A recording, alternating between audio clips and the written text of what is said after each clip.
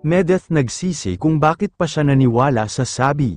Magandang araw po sa inyong lahat mga ka-viewers, binabati ko po ang Team Medeth Communities Worldwide at mga silent independent supporters.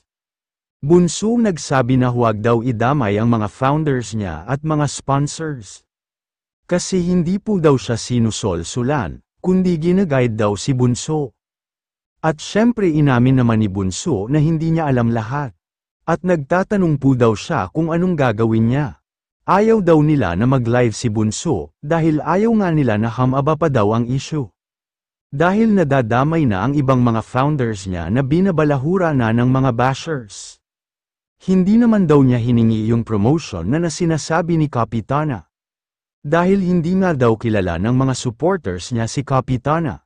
Panay mention lang ng name niya at hindi pa daw po kilala ni Bunso ay nag-reactor na daw kayo sa kanya. Kaya huwag naman daw sabihin na parang nagmamakaawa siya na i-promote daw siya at reactionan daw po siya. Kaya daw pala hindi ni Bunso pinansin si MJ nun, dahil grabe daw itong magsalita sa kalingap. Na natakot daw si Bunso na dumating yung time na ganun din ang mangyari sa kanya. Hindi talaga nagkamali si Bunso. Ayan na guys at tinatalaka na si Bunso ni MJ. Iyon daw talaga ang pagkakamali niya na naniwala siya sa sabi na susunod sa mga regulations, kaya pinagkatiwala daw niya kay Kuya MJ ang pagpili at pagpapasok ng mga reactors sa community niya. Na sana daw ay hindi na lang, kasi kung ganito lang pala ang mangyayari naguguluhin lang daw pala ang community niya. Ay sana daw hindi na lang talaga, nasabi naman ni Bunso.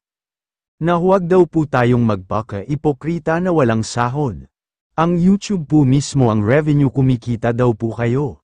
At kung totoong concerned daw po si MJ kay Bunso, ay dapat po nag-reached out daw po siya kay Bunso. Kung totoo ba daw itong mga issues na ito o hindi, o ano daw ba ang masasabi ni Bunso dito? Alamin mo daw ang buong detalye, ang nangyayari naging one-sided lang ang story na pinakinggan ni MJ.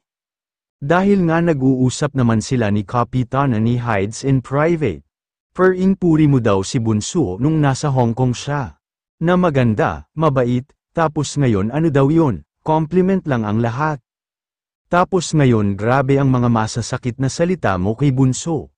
Hindi naman porket bata siya ay hindi na lang daw siya magsasalita. Kung sa tingin niya ay tama siya, at hindi porket matanda naman kayo ay lagi kayong tama.